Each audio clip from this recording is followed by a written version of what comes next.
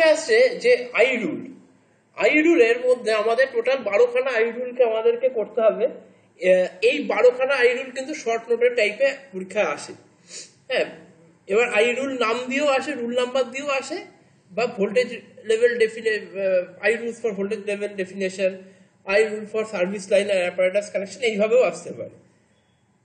এখানে দুটি মেনশন করা আছে। যেমন ধরো রুল নাম্বার 28-এ দেওয়া রয়েছে যে টোটাল কত রকম ভোল্টেজ, কতগুলো ভোল্টেজকে আমরা ভাগ করি, টোটাল ভোল্টেজকে আমরা কত ভাগে ভাগ করি সেটা রয়েছে।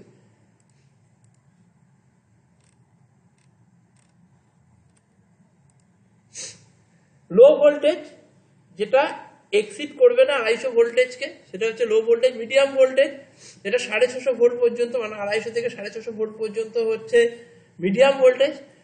হাই ভোল্টেজ হচ্ছে 22,000 ভোল্ট পর্যন্ত হচ্ছে, মানে 650 ভোল্ট থেকে 22,000 ভোল্ট পর্যন্ত হচ্ছে হাই ভোল্টেজ। আর এক্সট্রা হাই ভোল্টেজ হচ্ছে 22,000-এর উপরে গেলে extra high voltage. Rule number 30, rule number 30-তে 4টে পয়েন্ট রয়েছে। Point number 1, the supplier shall ensure that all electric supply lines, wire, fitting and apparatus belonging to him or under his control which are as a consumer premises are in safe condition. যেগুলো তাদের consumer যে আছে, consumer মানে হচ্ছে আমরা, আমাদের প্রিমিসেসের মধ্যে, আমাদের জায়গার মধ্যে, আমাদের বাউন্ডারির মধ্যে যারা রয়েছে সেগুলো কিন্তু সেগুলোকে সেফ থাকতে হবে। ঠিক আছে, যে লাইন হতে পারে, ওয়্যার হতে পারে, ফিটিং হতে পারে, সেগুলোকে সেফ থাকতে হবে। Service lines placed by the supplier on the premises of a consumer which are underground or which are accessible shall be so insulated and protected from the supplier. এটাকে কি করতে হবে? এটাকে সার্ভিস লাইন, সার্ভিস মেন কোনটা? Actually service main হচ্ছে যে লাইনটা আমাদের মিটার বক্স পর্যন্ত আসে তাকে আমরা বলি সার্ভিস মেন। যে লাইনটা মিটার বক্স পর্যন্ত আসে তাকে বলা হয় সার্ভিস মেন। তাহলে সার্ভিস মিটার, যে সার্ভিস মেনটা আসছে সেটারও যেন সেফটি থাকে। 3 number point, the consumer shall as far as circumstances permit takes precaution for the safe custody of the equipment of his premises belonging to the supplier. তাহলে যে consumer রয়েছে, consumer কি? আমি যে ইলেকট্রিসিটি সাপ্লাই দিচ্ছে সে supply, ঠিক আছে? তাহলে সেখানে কি হবে? সেখানে আমাদের কিন্তু প্রিকশনস নেওয়া থাকবে সেফটির জন্য। The consumer shall also ensure that the installation under his control is maintained in a safe condition. আর প্রত্যেকটা জিনিস ওয়েল মেইনটেইনড হবে। ক্লিয়ার? ধরো সাপোজ কোনো আমরা মিটার বক্স বলো, মিটার বক্সে কোনো ধরো মেন সুইচকে আমরা এমন জায়গায় রাখবো না যেখানে কিন্তু জলের ঝাঁট এসে শর্ট সার্কিট হতে পারে। এটা একটা এক্সাম্পল দিলাম। এটা যদি তুমি রাখো তারপরে রুল নাম্বার 30-র বাইরে বেরিয়ে গেলে, অ্যাকচুয়ালি আই রুলটা কি? আই রুলটা কি বলো তো? এই যে ইলেকট্রিসিটি রুল, হ্যাঁ ইন্ডিয়ান ইলেকট্রিসিটি রুল, হ্যাঁ এই ইলেকট্রিসিটি রুলটা যে এখানে বের করা হয়েছে, এটা হচ্ছে আমরা যেমন ল অ্যান্ড অর্ডারে আমরা যেরকম ভাবে কি বলবো কিছু অর্ডার মেনে চলি, যে কোন কোন ল অ্যান্ড অর্ডারে কি কি আছে সেইটা যেমন হয়, এইটা হচ্ছে ইলেকট্রিক্যালের আই রুল। বুঝতে পারছো? ক্লিয়ার?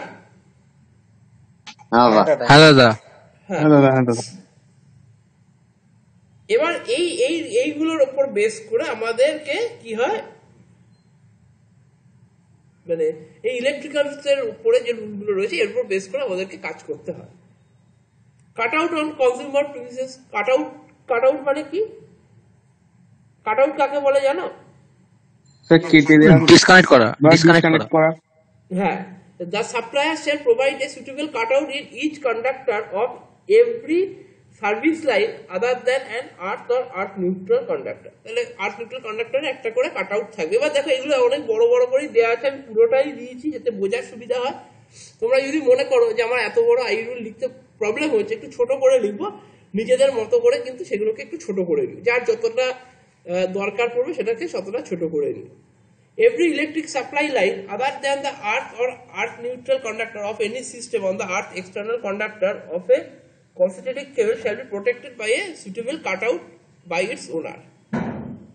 তার মানে বাকি এই যে আর্থ ওয়্যার বা আর্থ নিউট্রাল কন্ডাক্টর ছাড়া যেগুলো রয়েছে সেগুলো কি হবে, সেগুলো কিন্তু ওনারই নিজে সেটাকে প্রোটেক্টেড রাখবে, ঠিক আছে, কাট আউট করে সেটাকে ওনার প্রোটেক্টেড রাখবে। Rule number 46, periodical inspection and testing. এইটা হচ্ছে যে কোনো তুমি যাই বসাও না কেন তার কিন্তু পিরিয়ডিক্যাল ইন্সপেকশন হবে, মানে কয়েকদিন পর পর তার রুটিন চেক আপ হবে এই জিনিসটা ঠিক আছে কিনা। when an installation is already connected to supply system of the supplier, every such installation shall be periodically inspected and tested on the interval of not exceeding 5 years. 5 বছরের exceed করবে না, তারপর কিন্তু এটা কিন্তু ক্রমাগত এটাকে চেক আপের মধ্যে রাখতে হয়। 5 বছর পর পর এটার একটা ইন্সপেকশন হবে এই জিনিসটা ঠিকঠাক কাজ করছে কিনা। Whether supplier is directed by the central or the state government, as a case may be, into the inspect or test installation shall report to the condition of the installation of the consumer connected in from approved by the inspector. এর মানেটা হচ্ছে যে এই যে কপিটা হবে এই কপিটা কোথায়, এখানে ইন্সপেক্টরকে তোমাকে এই যে ইন্সপেক্টর কি করবে এটা কিন্তু তার অ্যাপ্রুভাল দিয়ে বলে তার অ্যাপ্রুভাল চাই, যে ইন্সপেক্টর তার অ্যাপ্রুভালটা কিন্তু চাই, বুঝতে পারছো, যে স্টেট গভর্নমেন্টকে কাছে সেটাকে সাবমিট করবে তার দিয়ে সেটা দেখাবে যে হ্যাঁ তার যে ইনস্টলেশনটা রয়েছে সেটা সিকিউর রয়েছে, বুঝতে পারছো। এর জন্য যা ফিস লাগবে, যা টাকা লাগবে সেটা কে সিলেক্ট করবে, ডিটারমাইন্ড বাই দ্য সেন্ট্রাল আর স্টেট গভর্নমেন্ট। স্টেট গভর্নমেন্ট বা সেন্ট্রাল গভর্নমেন্ট এটাকে সিলেক্ট করবে। ক্লিয়ার? হ্যাঁ দাদা। এবার যদি এইটা ফেল করে কোনোভাবে তাহলে কিন্তু তোমার এটাকে কানেকশন ডিসকানেক্ট করতে পারে, সাপ্লাই এইটাকে ডিসকানেকশন হতে পারে। রুল নাম্বার 47 এ কি আছে? রুল নাম্বার 47 হচ্ছে testing of consumer installation. Upon receipt of an application for a newer or additional supply of energy, or before connecting the supply or reconnecting the same after a period of 6 months, the supplier shall inspect and test the application installation. Suppose ধরো তুমি বাড়িতে একটা AC লাগাবে, তাহলে এসিটা লাগানোর জন্য তোমার বাড়িতে কি কি, তুমি আমাকে বলো তোমার বাড়িতে ধরো একটা এসি লাগালে তাহলে তোমার বাড়ির পাওয়ার কনজাম্পশন বাড়লো, এনার্জি কনজাম্পশন বাড়লো, তাহলে তোমার হিসাব মতো বাড়িতে লোড বাড়লো, তোমার বাড়ির সাথে যে সাবস্টেশনটা রয়েছে তার লোড বাড়লো কি বাড়লো না? হ্যাঁ দাদা বাড়লো। এবার ট্রান্সফরমারটার যদি এরকম লোড বাড়তে গিয়ে ট্রান্সফরমারটা এবার যদি ধরো 2-4 জন এইভাবে নতুন লাগানো, ট্রান্সফরমারটা যদি তার ক্যাপাসিটিকে এক্সিড করে যায় তখন তো সেটা কাজ করবে না। তার জন্য তোমায় কি করতে হবে, এটা লাগানোর আগে তোমাকে জানাতে হবে সাপ্লায়ারকে যে আমি এরকম লাগাতে চাই বা আমি এখানে তোমার লোডটাকে আমি বাড়াতে চাই। তখন কি হবে, সেখানে তোমার ইন্সপেকশন হবে, ইন্সপেকশন হয়ে দেখা হবে যে তোমার যেখানে ট্রান্সফরমারটা রয়েছে সেখানে আদৌ তার ক্যাপাসিটি আছে কিনা, যে তুমি যেটা বাড়াচ্ছ সেটা ওই ট্রান্সফরমারটা নিতে পারার ক্যাপাসিটি আছে কিনা সেটা কিন্তু চেক করা হবে। যদি চেক করা থাকে তাহলে তোমাকে ওরা অ্যাপ্রুভাল দেবে, তখন তুমি ওটাকে লাগাতে পারো। তুমি এরকম না যে তুমি এটা কিনে এনে লাগিয়ে দিলে হয়ে গেল। Declare voltage of the supply two consumer. আগের পয়েন্টটা বুঝতে পেরেছো কি বললাম? In case of low medium voltage, ঠিক আছে, expect with the written consent of the consumer with the previous sanction of the state government, supplier shall not permit the voltage at the point of commencement of the supply as defined under the rule number 58. এখানে কি করা হয়েছে, low আর medium voltage by more than 6%, এখানে কি হচ্ছে, এখানে ভোল্টেজের ডিক্লারেশন হবে যে ভোল্টেজের কি চেঞ্জ হতে পারে। In case of extra high voltage more than 10% of the higher side by more than the 12% of the lower side, কত ভোল্টেজকে আমরা চেঞ্জ করতে পারি তার একটা ডিক্লারেশন এখানে দেওয়া রয়েছে, যে মিডিয়াম ভোল্টেজের ক্ষেত্রে এতটা চেঞ্জ 6% চেঞ্জ করতে পারি, হাই ভোল্টেজের ক্ষেত্রে এতটা চেঞ্জ করতে পারি, এক্সট্রা হাই ভোল্টেজের ক্ষেত্রে 10% আর হায়ার সাইড 12.5% আমরা চেঞ্জ করতে পারি। ফ্রিকোয়েন্সিকে এখানে করা হবে, ডিক্লেয়ার করা হবে যে এই ফ্রিকোয়েন্সিতে জিনিস চলবে, সিস্টেম চলবে। তার আবার মানে ডিক্লেয়ার ফ্রিকোয়েন্সি এখানে shall not permit the frequency, তার থেকে 3% এর উপর, টলারেন্স লিমিট 3%। যা ডিক্লেয়ার থাকবে তার টলারেন্স লিমিট হবে 3%, সেটা অবধি কনসিডার করা হবে। এর বাইরে বেরিয়ে গেলে কিন্তু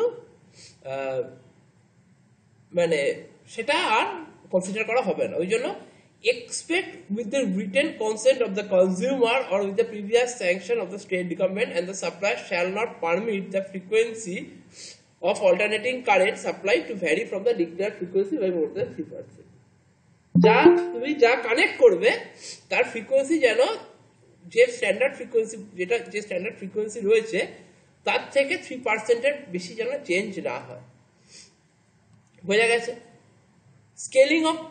সিলিং অফ মিটারস এন্ড কাটার, প্রত্যেকটা মিটার কি হবে এখানে তোমাকে সিল করা থাকবে, নাহলে তুমি দেখো ওখানে কোনো অ্যাসাজ কোনো চেঞ্জ করতে না পারো। বুঝতে পারছো?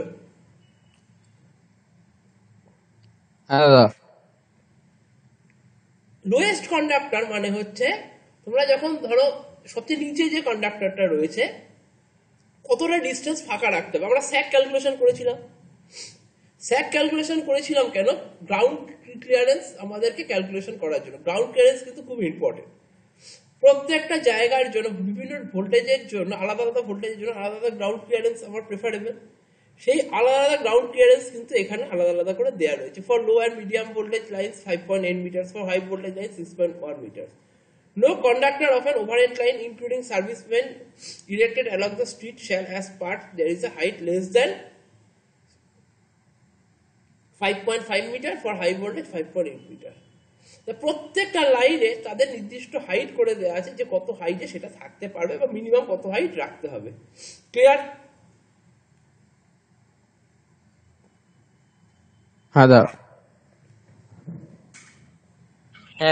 তারপরে হচ্ছে rule number 79, clearance from building of the low and medium voltage. এবার বিল্ডিং এর রেসপেক্টে যে বারান্দা থাকো, for any flat open balcony বারান্দা, when the line passes above the building's vertical clearance of 2.5 meters, আর vertical distance কত থাকতে হবে? clearance 2.5 মিটার থাকতে হবে হাইয়েস্ট পয়েন্ট থেকে। when the lines passes adjacent building, পাশের বিল্ডিং এর থেকে সেখানে ক্লিয়ারেন্স রাখতে হবে 1.2 মিটার। এরকম করে আলাদা আলাদা ক্ষেত্রে আলাদা আলাদা ডিস্টেন্স রাখতে হবে। পুরো ডিটেলসটা এখানে দেওয়া রয়েছে।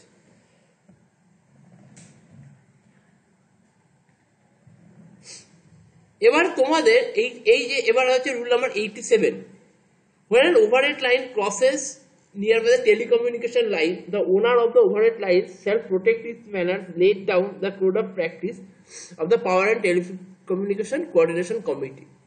টেলিকমিউনিকেশন লাইনের পাশে যদি তুমি ওভারহেড লাইন নিয়ে যাও সেখানে কিছু রুলস এন্ড রেগুলেশন তোমাকে এখানে মেনটেন করতে হবে।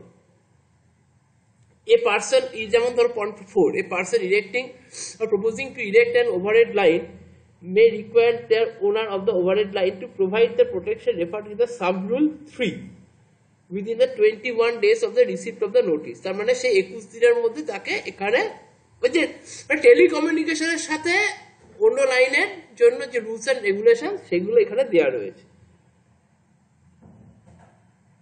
Rule number 88, guarding. The rules describe the guarding in an electrical system. The guarding involves locating or enclosing electrical equipment to make sure the people do not accidentally connect the live parts. যে কোনো জিনিসকে আমাকে insulated রাখতে হবে যাতে কেউ যাতে সেখানে অ্যাক্সিডেন্টের মধ্যে না পড়ে, এটাকে গার্ডিং বলে। ক্লিয়ার? এবার তোমরা যতটা পারবে, ধরো রুল নাম্বার 87 তোমার কোয়েশ্চেন এলো, তুমি যে 3টে পয়েন্ট মনে রাখতে পারো, যে 3টে সহজ পয়েন্ট বা যতটা বুঝে লিখতে পারবে সেটাই লিখবে। যদি তুমি মানে মনে রাখো এইগুলো তোমার আসে ওই 2-3 নাম্বার করে আসে, এক একটা রুল ধরে নাও তোমাদেরকে 2 নাম্বার 3 নাম্বার করে দেয়, তার মতো করে তোমরা লিখবে। ক্লিয়ার? রেডি করবে তার মতো করে। ক্লিয়ার হয়েছে? হ্যাঁ দাদা। আচ্ছা, define low, medium and high voltage and extra high voltage. এটা বলে দিয়েছি আগের কোয়েশ্চেনই, এখানে পড়ার সময় বলে দিয়েছি যে কোনটাকে লো ভোল্টেজ বলে, কোনটাকে মিডিয়াম ভোল্টেজ বলে, কোনটাকে হাই ভোল্টেজ বলে, কোনটাকে এক্সট্রা হাই ভোল্টেজ বলে। 250 ভোল্ট অবধি হচ্ছে লো, 250 থেকে 650 হচ্ছে মিডিয়াম, 650 থেকে 22000 হচ্ছে হাই, 22000-এর উপরে গেলে এক্সট্রা হাই। আচ্ছা, what are the rules providing low and medium voltage service connection building? এই যে এইটা দেখো রুল নাম্বার এরই সেম, 79 এর সেম। বারান্দা থেকে কত হবে, ফ্ল্যাটের ব্যালকনি থেকে কত হবে, ভার্টিক্যাল ডিস্টেন্স হরাইজন্টাল ডিস্টেন্স কত হবে সেইটা। তাহলে এইটা সেম অ্যান্সার হবে রুল নাম্বার 79 এর। কোয়েশ্চেনটা আমি এটা এই কারণেই দিয়েছি যাতে এইভাবেও কোয়েশ্চেন দিতে পারে বা রুল নাম্বার 79 গুলোও দিতে পারে। ক্লিয়ার? ক্লিয়ার। হ্যাঁ। আচ্ছা, সার্ভিস কানেকশন সার্ভিস কানেকশন কাকে বলে? তো service connection, this is basically a device that provides a connection between the power company service facilities and measures the amount of electricity facilities uses. Service connection মানে যে আমাদের যে metre বসিয়ে আমরা কি করি,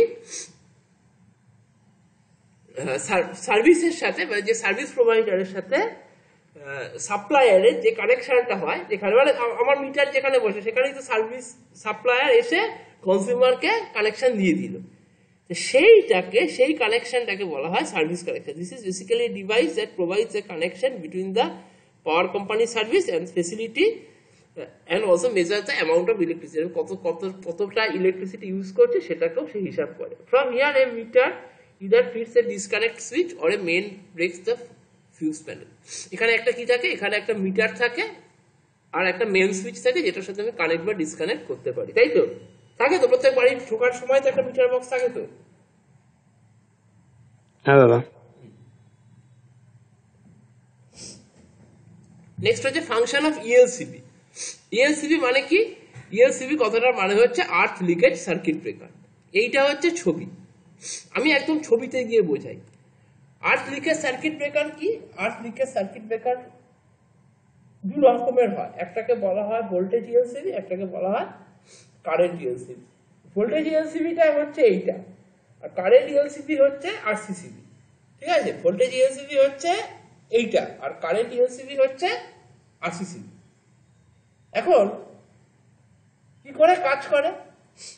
কোন লিকেজ কারেন্ট কাকে বলে? ধরো কোনো একটা মেশিনের তার বাইরে যে ইয়কটা আছে সেখানে তো কারেন্ট লাগার কথা কি, কথা না, সেটা তো মেটাল বডি। সেই বডিটা অল্প হলেও কারেন্ট কন্ডাক্ট করতে পারে, কিন্তু হিসাব মতো কি সেইটা কারেন্ট কন্ডাক্ট করার কথা? সেটা তো জাস্ট প্রোটেকশন দিচ্ছে। কিন্তু কোনো একটা তার, কোনো একটা কন্ডাক্টর যদি এই ইয়কের সাথে টাচ হয়ে যায়, যেখানে কোনো ডাইরেক্ট টাচ হয়ে যায়, কন্ট্যাক্টে চলে আসে, তাহলে ইয়কটা কি হবে? ইয়কের মধ্যে দিয়ে তো অল্প অ্যামাউন্ট হলেও কারেন্ট ফ্লো করবে। সেই কারেন্টটাকে বলা হয় লিকেজ কারেন্ট। এই লিকেজ কারেন্টের থেকে দুটো খারাপ জিনিস হতে পারে। এক হতে পারে যে মেশিনটা রয়েছে তার হিট বাড়ছে, যে মেশিনটা রয়েছে তার কি, দাদা আরেকবার বলবে? আমি বলছি লিকেজ কারেন্ট কাকে বলে। লিকেজ কারেন্ট, ধরো সাপোজ তোমার একটা মেশিন রয়েছে, ধরো এই ধরো ওয়াইন্ডিং রয়েছে, আমি তো দেখাচ্ছি। ধরো এইখানে ধরো ওয়াইন্ডিং রয়েছে, মেশিন রয়েছে, এর উপরে ইয়কটা রয়েছে। ইয়ক মানে হচ্ছে যে কভারটা মেশিনে। এইখানে টাচ দিলে কি তুমি শক খাওয়ার কথা? তুমি এখানে টাচ করো, তোমার কি শক খাওয়ার কথা না? কিন্তু তুমি যে শক খাও তার মানে কি, কোন একটা কন্ডাক্টর এইখান থেকে কি এখানে টাচ হয়ে গেছে, যেটা কিন্তু টাচ হওয়ার কথা ছিল না, সেই জন্য এখানে হাত দিলে কি হচ্ছে, তুমি কারেন্ট শক খেয়ে যাচ্ছে, তাই তো? তাতে এতে কি হচ্ছে, ইয়কটা কিন্তু মেটাল, কিন্তু ওর কিন্তু কাজ না কারেন্টটাকে কন্ডাক্ট করা, কিন্তু যেহেতু টাচ হয়ে যাচ্ছে সে কারেন্ট কন্ডাক্ট করছে, ওর মধ্যে একটা হিট তৈরি হচ্ছে, যে হিটটা আদতে কোনো কাজে লাগছে না। হিটটা এর মধ্যে ঘুরপাক খাচ্ছে, রোটেট করছে, কিন্তু এটা আদতে কোনো কাজে লাগছে না। এবার এটা তাহলে হিট তৈরি হচ্ছে, মেশিন গরম হচ্ছে, আর 2 নম্বর প্রবলেম হচ্ছে আমি হাত দিলে শক খেতে পারি।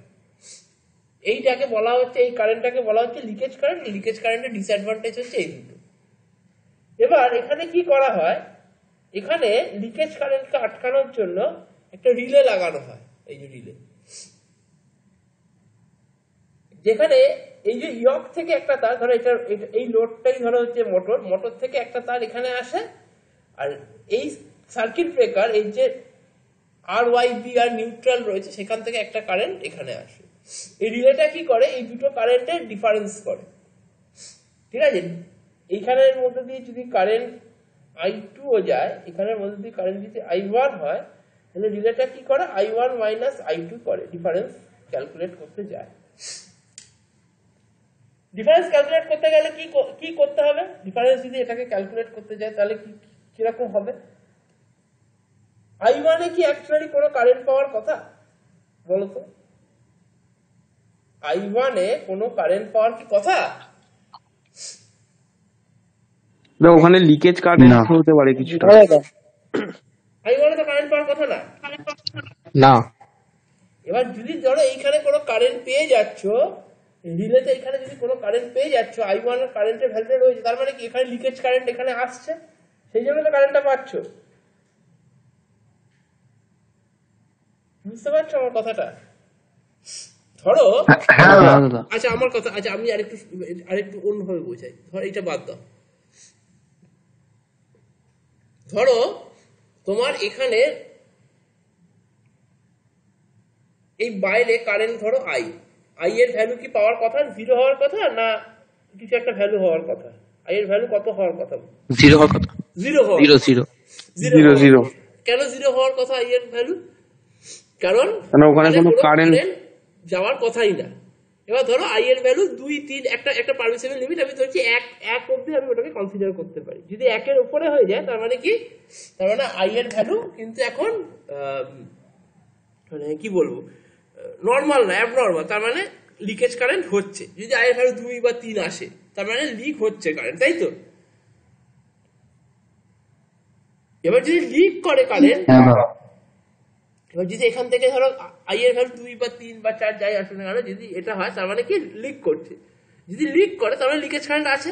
তখন রিলে কি করবে, এই লাইন দিয়ে একে ট্রিপ করিয়ে দেবে, আরসিসিবি কে ট্রিপ করিয়ে দেবে, এখান থেকে ডিসকানেক্ট করে দেবে। তার মানে কোনোভাবে যদি আই এর ভ্যালু পাই তাহলে এই ওয়্যারটা দিয়ে কি করবে, একে ডিসকানেক্ট করিয়ে দেবে। আর যদি না পাই তাহলে একে চালু রাখবে। ক্লিয়ার?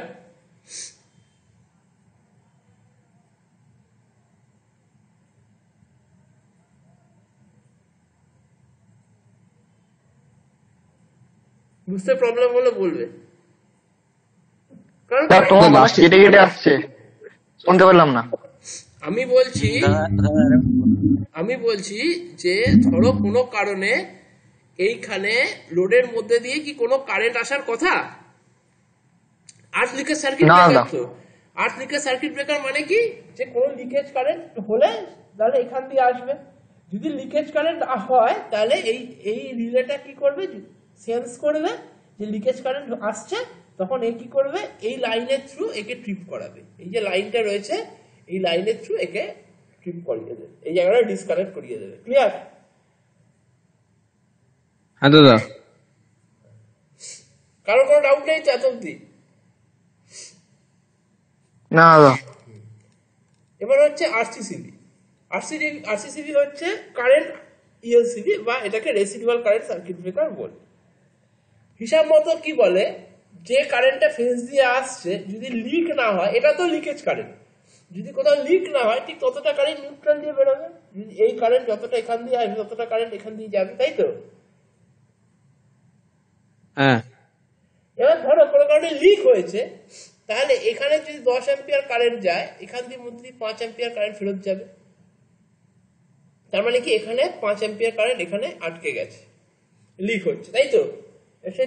এইটাকে কি করা হয়, এটাকে সবসময় গ্রাউন্ড করে দেওয়া হয় যাতে লিকেজ কারেন্টটা গ্রাউন্ড হয়ে যায় সেফটির জন্য। আগের ছবিতেও তাই ছিল।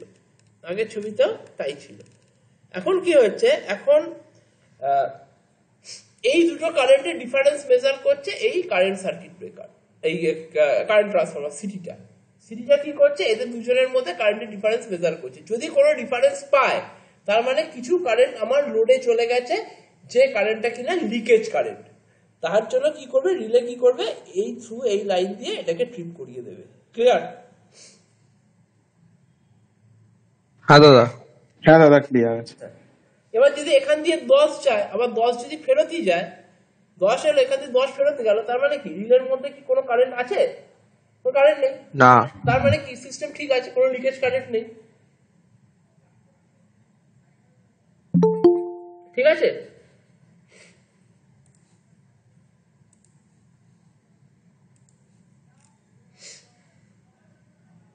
এবার হচ্ছে এমসিবি। এমসিবিটা কি?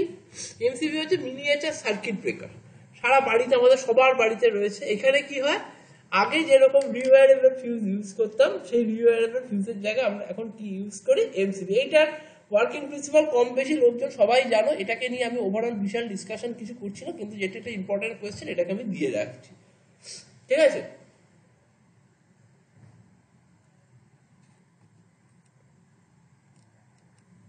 এখানে দেওয়া রয়েছে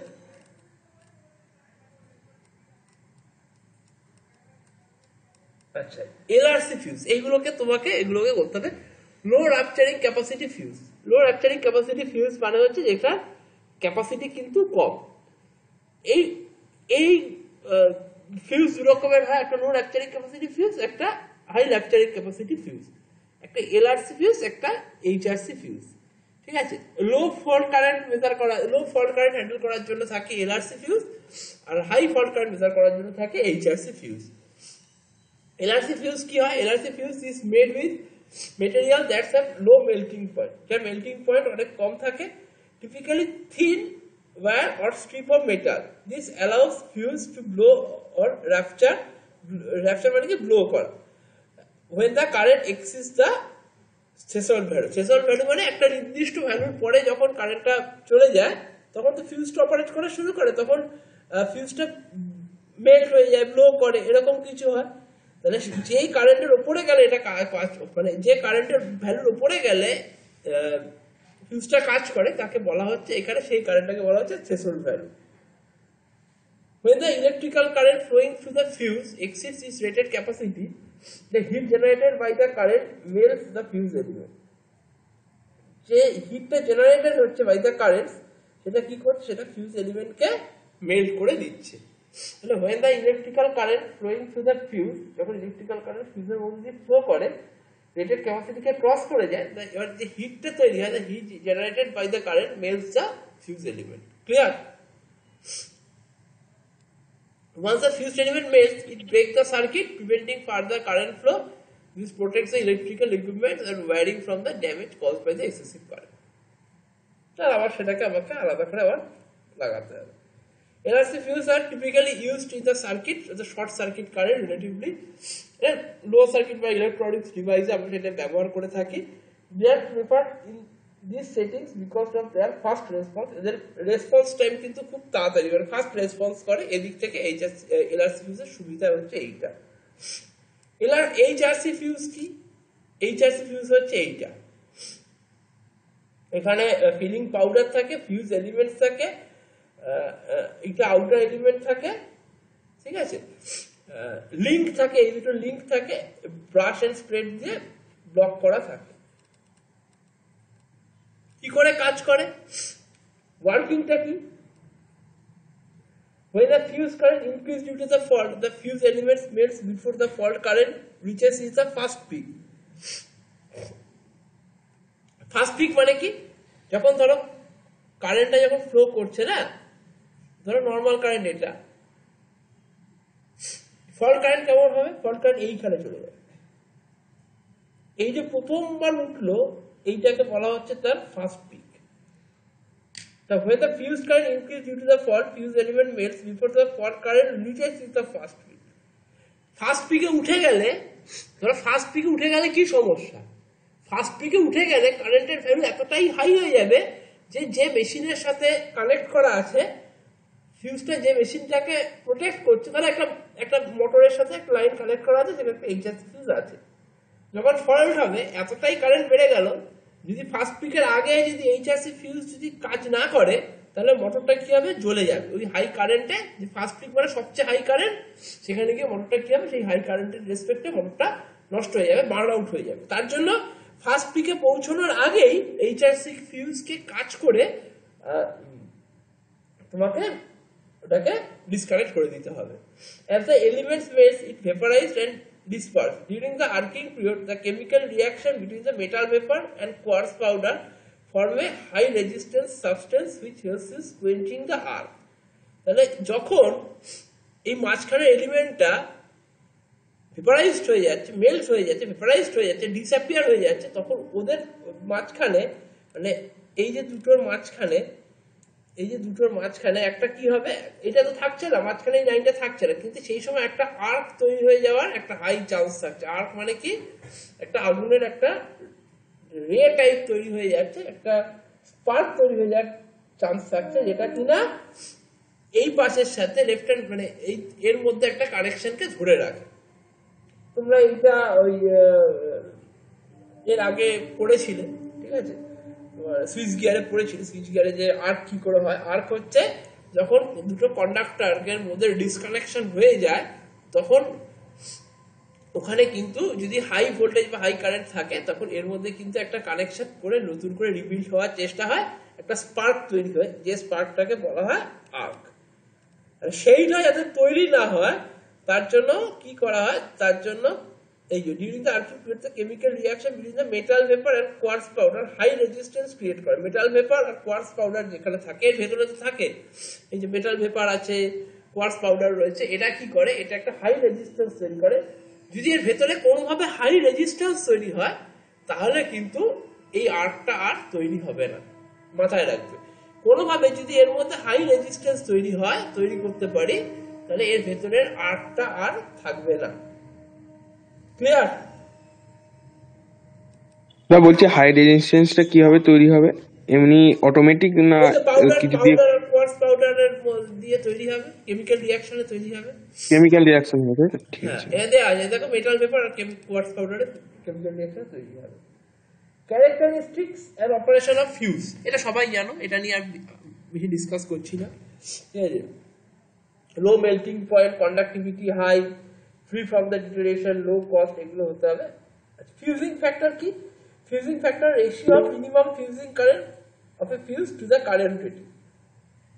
ফিউজিং কারেন্ট কাকে বলে? যেখানে ফিউজ কাজ করে, যে কারেন্টে মিনিমাম কারেন্টে ফিউজ কাজ করে তাকে মিনিমাম ফিউজিং কারেন্ট বলে, তার সাথে কারেন্ট রেটিং এর যে রেশিও তাকে ফিউজিং ফ্যাক্টর বলে।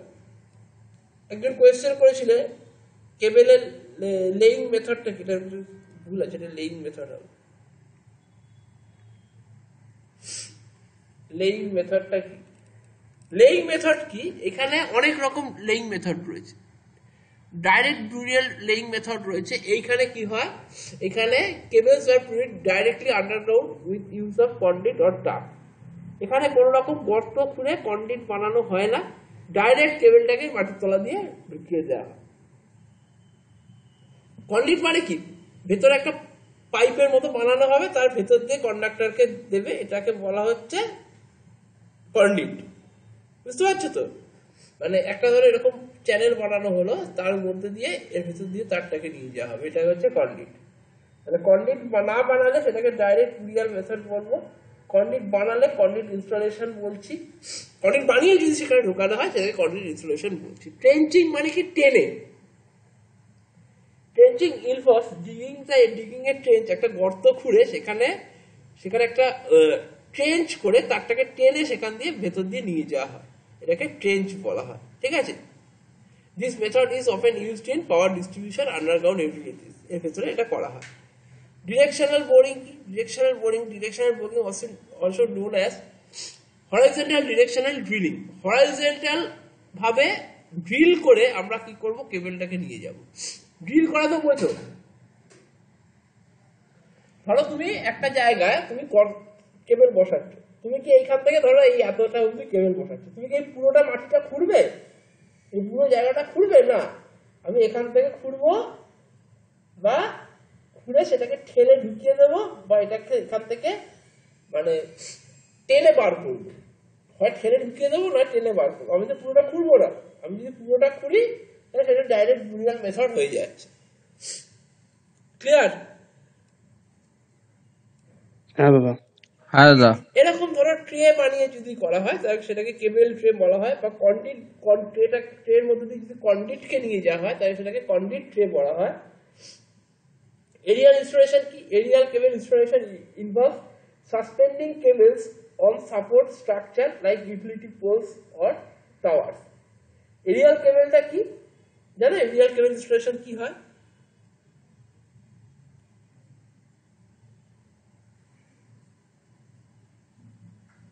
টেলিফোন আমরা যে পোল দিয়ে, এরকম যে পোল দিয়ে নিয়ে যাই না কন্ডাক্টর গুলোকে, একটার পর একটাকে নিয়ে যায়, সেটাকে বলা হচ্ছে Arial cable installation. Involve suspending cables, আমরা একটার সাথে এরকম বেঁধে দিই কেবল, আর একটার সাথে এরকম বেঁধে দিই, তারপর একটা আবার বেঁধে দিই, এইটাকে বলা হচ্ছে এরিয়াল ইনস্টলেশন। কেবল পুলিং কি? কেবল পুলিং ইনভলভ ম্যানুয়ালি আর mechanically pulling cables through a conduit. ধরো একটা কোন একটা কন্ডিটের মধ্যে দিয়ে আমি কন্ডিটটা পেতেছি, এখানে একটা মানে সুতোর মতো করা আছে, এখান থেকে টানলাম সুতোটার জায়গায় কেবলটাও টেনে এদিক অব্দি চলে গেল, এইটাকে বলা হয় কেবল পুলিং। ক্লিয়ার? হ্যাঁ দাদা। এবার আসছি স্ট্যান্ডার্ড কন্ডাক্টর। স্ট্যান্ডার্ড কন্ডাক্টর কিন্তু খুব ইম্পর্টেন্ট। স্ট্যান্ডার্ড কন্ডাক্টর হচ্ছে এইরকম দেখতে হয়, যেমন ধরো aluminium conductor, ACSR conductor, aluminium conductor steel reinforced, এটা কিন্তু একটা স্ট্যান্ডার্ড কন্ডাক্টর। স্ট্যান্ডার্ড কন্ডাক্টরের সুবিধা হচ্ছে এর মেকানিক্যাল স্ট্রেংথ অনেক হাই হয়। এর মাঝখানে কি থাকে? এর মাঝখানে স্টিল থাকে, আর তার চারপাশে অ্যালুমিনিয়ামের কন্ডাক্টর থাকে। এই কন্ডাক্টরগুলো এরকম এরকম করে থাকে। এইরকম কন্ডাক্টরে কি ধরো ধরো এই মাঝখানে এরকম স্টিল রয়েছে, এরকম করে, এটা ধরো স্টিল। এই স্টিলটার কাজ হচ্ছে মেকানিক্যাল স্ট্রেংথ প্রোভাইড করা, আর অ্যালুমিনিয়ামটা হচ্ছে কন্ডাকশনের জন্য অ্যালুমিনিয়াম কন্ডাক্টর থাকে। ক্লিয়ার? স্ট্যান্ডার্ড কন্ডাক্টর কেমন হয়? হ্যাঁ দাদা।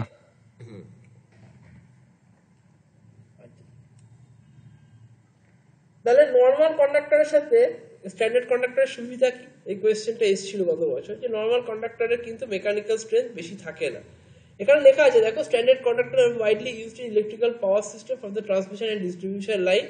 A standard conductor consists of several thin wires of small cross section area called strands. এই প্রত্যেকটাকে স্ট্যান্ডস বলে। এটার কিন্তু ক্যালকুলেশন হয় যে কতগুলো স্ট্যান্ড থাকবে, কি থাকবে, কিন্তু সেই হিসাবটা এই মুহূর্তে তোমাদের দরকার নেই, তাই দিই। ঠিক আছে? আচ্ছা, standard conductor we are using steel conductor. স্টিলের কন্ডাক্টরটা আমরা কি করেছি? সেন্টারে দিয়েছি আর তার পাশে অ্যালুমিনিয়াম দিয়েছি। In the outer layer of the standard conductor, we use aluminum conductor, which provides the conductivity of the standard conductor. The main reason for using standard conductor is flexibility. এর flexibility কিন্তু খুব ভালো হয়, যেটা কিন্তু normal কন্ডাক্টরের ফ্লেক্সিবিলিটিও কিন্তু খারাপ হয়, মেকানিক্যাল স্ট্রেংথও কিন্তু ভালো হয়। ক্লিয়ার? এখানে তিনখানা কেবলের আরো শর্ট নোট দেওয়া রয়েছে। একটা হচ্ছে solid insulated cable, oil filled cable, gas field cable. Oil filled cable have their conductor and insulation submerged in a special dielectric coil. এই যতগুলো নাম দেয়া আছে সব কটারই কিন্তু নাম হয়েছে তার ইনসুলেশনের উপর বেস করে, কি দিয়ে ইনসুলেশন করছি তার উপর বেস করে নাম হয়েছে। যেমন ধরো oil filled cable, oil filled কেবলসের ইনসুলেশন পারপাস, ইনসুলেশন যেটা দিয়ে করা হচ্ছে সেটা অয়েল দিয়ে করা হচ্ছে, সেই জন্য এটা হচ্ছে অয়েল ফিল্ড কেবল। ছবি দেওয়া আছে। গ্যাস দিয়ে যদি ইনসুলেশন করি সেটাকে বলা হচ্ছে gas field cables. Solid insulated cables have the solid insulating material. Solid insulating material দিয়ে যদি করি তাহলে সেটাকে solid insulated cables বলছি। ক্লিয়ার? কত রকম ইনসুলেশন হয় ক্লাস এ, ক্লাস বি, তার ভাগগুলো কিন্তু দেয়া আছে, তার টেম্পারেচার গুলো এখানে দেয়া আছে। Class A insulation is design to operate the maximum allowable temperature rise of 105 degree Celsius. This is the lowest insulation class, এটা হচ্ছে সবচেয়ে কম। তারপরে ক্লাস বি হচ্ছে 130, তারপরে হচ্ছে ক্লাস এফ। ক্লাস এফ হচ্ছে 155, এটা required of the maximum allowable temperature 155 degree Celsius above the ambient. It is often used in the motor ট্রান্সফরমারে, এটা ইউজ করা হয়। ক্লাস এইচ হচ্ছে কোথায় ইউজ করা সেটাও দেওয়া হয়েছে। হাই টেম্পারেচার অ্যাপ্লিকেশনে ক্লাস এইচ ইউজ করা, 180 ডিগ্রি সেলসিয়াস হচ্ছে ম্যাক্সিমাম ভ্যালু। ক্লাস 0 180 ডিগ্রি, ঠিক আছে, এটা করা হয়, এটা ময়েশ্চার আর কেমিক্যাল এনভায়রনমেন্ট যেখানে থাকে সেখানে করা হয়। হার্শ এনভায়রনমেন্ট মানে খুব ধরো ময়েশ্চার রয়েছে, খুব ধরো যেখানে ইনসুলেশন ফেলিওর চান্স খুব হাই, খুব র অ্যাটমসফিয়ার, সেইখানে কিন্তু ক্লাস সি ইউজ করা হয়। ক্লাস আর কোথায় করা হয়? এটা 220 degree Celsius. It is used in the specialised ইকুইপমেন্টে এটা ইউজ করা হয়। ক্লাস এফ হচ্ছে 200 ডিগ্রি সেলসিয়াস, এটা কোথায়? High efficiency motor transformer use করা হয়। এবার কনস্ট্রাকশন অফ কেবল কি করে হবে? কনস্ট্রাকশন অফ কেবলস এর অনেকগুলো লেয়ার থাকে। ফার্স্টে কোর লেয়ার থাকে, এগুলো কন্ডাক্টর থাকে। কন্ডাক্টর দেওয়ার পরে কি থাকে? পেপার ইনসুলেশন করা থাকে। পেপার ইনসুলেশন দিয়ে কি করা হয়, মানে ফার্স্ট হচ্ছে কন্ডাক্টরটা মেটাল, তারপর পেপার ইনসুলেশন যেটা করা হচ্ছে সেটা কিন্তু নন মেটাল, তার মানে একটা মেটাল দেওয়া হলো, একটা নন মেটাল দেওয়া হলো। তারপর কি দেওয়া হচ্ছে, তারপর আবার মেটাল দেওয়া হচ্ছে। মনে রাখবে একটা যদি কন্ডাক্টর যদি মেটাল হয় তার পরের পার্টটা হবে নন মেটাল, তার পরের পার্টটা আবার মেটালিক শিট দেওয়া হচ্ছে, সেটা আবার মেটাল। সেটা কি করছে, সেটা কেবলকে ময়েশ্চার থেকে বাঁচাচ্ছে। তাহলে পেপার ইনসুলেশনটা ইনসুলেশন পারপাসে কাজে লাগছে, মেটালিক শিটটা কিসের কাজে লাগছে, মেটালিক শিটটা ময়েশ্চার থেকে বাঁচাচ্ছে। হয়ে গেল মেটাল। আবার নন মেটাল, তারপরে কি হচ্ছে, বেডিং থাকছে। বেডিংটা কি, ফাইবারের তৈরি হয়, ফাইবার দিয়ে তৈরি হয় বেডিং, সেইটা কিন্তু নন মেটাল এর উপরে থাকছে। এটা মেটালটা যাতে কোনো রকম মেটালটা যখন মাটির তলা দিয়ে নিয়ে যাবো আন্ডারগ্রাউন্ড করবো, তার যাতে কোনো ইনজুরি না হয় তার জন্য এর উপরে এই বেডিংটা করা থাকছে। বেডিং উপরে কি করাচ্ছে, বেডিংটা তো নন মেটাল হলো, তার উপরে কি থাকছে, আর্মারিং থাকছে। আর্মারিংটা কি, এটা কিন্তু metal. Armoring is provided with the consist of 2 layers of galvanized steel. If purpose-টা কি, মেকানিক্যাল ইনজুরি থেকে বাঁচানো। তাহলে আবার এটা মেটাল হলো, তারপরে তার কি থাকছে, সার্ভিং থাকছে। In order to protect the armouring from the, আর্মারিংকে প্রোটেক্ট করার জন্য আবার ফাইবার দিয়ে সার্ভিং করা হচ্ছে। তার মানে কখনোই পরপর দুটো মেটাল থাকে না, বা পরপর দুটো নন মেটাল থাকে না। ফার্স্টে মেটালের কন্ডাক্টর থাকছে, মেটালের কন্ডাক্টরকে বাঁচানোর জন্য পেপার ইনসুলেশন থাকছে। নন মেটাল পেপার ইনসুলেশনকে বাঁচানোর জন্য লেড শিট থাকছে, সেটা আবার এখানে মেটাল থাকছে, মেটালিক শিট থাকছে। সেটা কি করছে, ময়েশ্চার থেকে, আদার ড্যামেজিং লিকুইডস থেকে বাঁচাচ্ছে কন্ডাক্টর আর ইনসুলেটরকে। এই মেটালিক শিটকে বাঁচানোর জন্য আমি ফাইবারের আবার বেডিং করছি, ফাইবার মেটেরিয়াল দিয়ে, জুট, পাট এসব দিয়ে আমরা বেডিং এর একটা লেয়ার করছি। সেইটাকে বাঁচানোর জন্য আমরা আবার কি করছি, মেকানিক্যাল ইনজুরি থেকে বাঁচানোর জন্য তার উপরে আমরা কি করছি, আর্মারিং করছি। আর্মারিংটা কি, এই যে এরকম খাঁচকাটা এরকম করে করা থাকে, ঠিক আছে।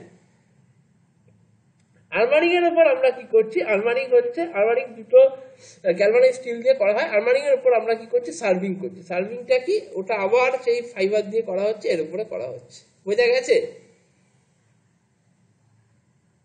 হ্যাঁ দাদা। নেক্সট কোয়েশ্চেন হচ্ছে PVC conduit and metal conduit. PVC conduit আর মেটাল কন্ডিটের মধ্যে একটা ডিফারেন্স আমি এখানে দেখিয়েছি। Metal conduit provides good physical protection of the cables. এই পিভিসি কন্ডিট কিন্তু সেদিক থেকে পুয়ার। ওয়েট কিন্তু মেটাল কন্ডিটের ওয়েট অনেক বেশি হবে, পিভিসি কন্ডিটের স্বাভাবিক ব্যাপার, পিভিসি যেহেতু ওয়েট কম হবে। Need skill and time for installation, পিভিসির ক্ষেত্রে স্কিল কম লাগে। আচ্ছা, risk of electric shock, metal body যেহেতু ওখানে ইলেকট্রিক শকের একটা চান্স রয়েছে, পিভিসির ক্ষেত্রে সেটা নেই। গুড আর্থ কন্টিনিউটি অ্যাভেলেবেল, এর আর্থ কন্টিনিউটি গুড, আর এর কিন্তু পিভিসি যেহেতু সেটা এখানে সম্ভবই না। Can be used in gas light or explode proof installation, এখানে হ্যাঁ এক্সপ্লোড প্রুফ ইনস্টলেশনে এটা ব্যবহার করা হয়, সেটা কিন্তু পিভিসি কন্ডিটে ব্যবহার করা যাবেই না। Not resistance to corrosion, needs protective coating, resistance to the corrosion, ঠিক আছে। এটা কিন্তু কোরোশন মানে ক্ষয় থেকে এ কিন্তু বেঁচে যায়, কিন্তু এ কিন্তু ক্ষয় থেকে বাঁচে না। লার্জ অ্যাম্বিয়েন্ট টেম্পারেচার রেঞ্জ, এর অ্যাম্বিয়েন্ট টেম্পারেচার রেঞ্জ কিন্তু অনেক বেশি।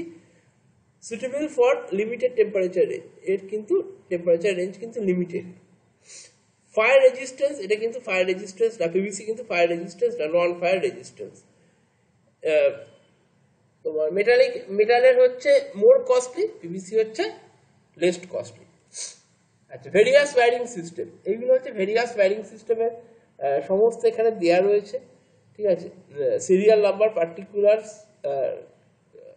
ওয়্যারিং, কেসিং কিরকম থাকে, ব্যাটন ওয়্যারিং, কন্ডিট ওয়্যারিং, সমস্ত এখানে আলাদা আলাদা ক্লিট ওয়্যারিং, এগুলো এদের দেওয়া রয়েছে। 4 ধরনের ওয়্যারিং হয় তাদের, কিন্তু প্রত্যেকটা life, longevity, cost, mechanic protection, এগুলোকে ডিসকাস করার কিছু নেই, এইটা কিন্তু আসতে পারে, আমি দিয়ে দিয়েছি।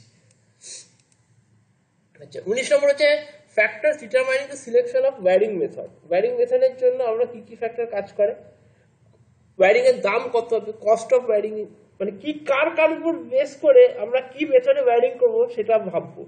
কি কি জিনিস আমি কনসিডার করবো এটা ওয়্যারিং করার সময়, কোন কোন জিনিসগুলোকে আমরা কনসিডার করবো। কস্ট অফ ওয়্যারিং, ডিউরেবিলিটি মানে কতটা শক্ত হতে হবে, পারমিয়েন্স মানে হচ্ছে ওয়েদার প্রুফ কতটা হতে হবে, হ্যাঁ। অ্যাক্সেসিবিলিটি মানে কোথায় ব্যবহার করা হবে, কোথায় অ্যাক্সেস করা হবে, ঠিক আছে। আচ্ছা, তোমার অ্যাপিয়ারেন্স মানে কিভাবে দেখা যাবে কি দেখা যাবে না, ঠিক আছে।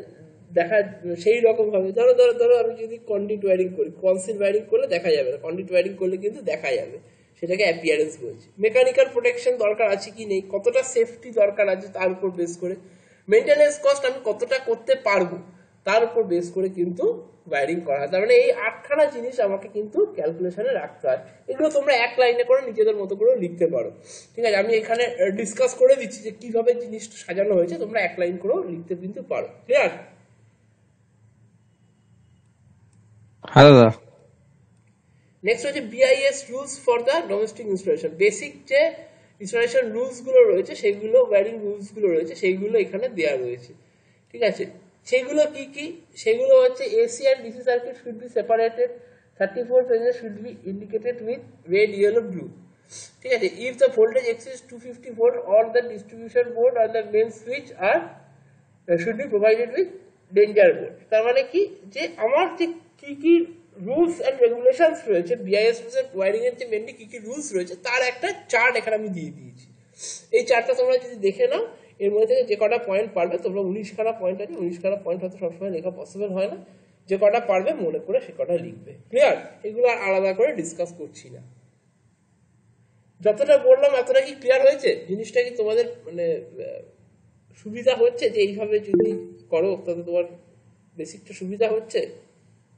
হ্যাঁ দাদা, দাদা। খুব সুবিধা হবে। হ্যাঁ দাদা, হ্যাঁ হ্যাঁ দাদা।